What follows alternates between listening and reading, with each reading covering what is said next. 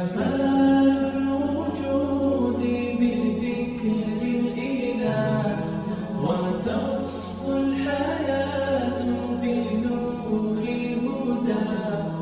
جمال الوجود بذكر الإله وتصفو الحياة بنور هدى.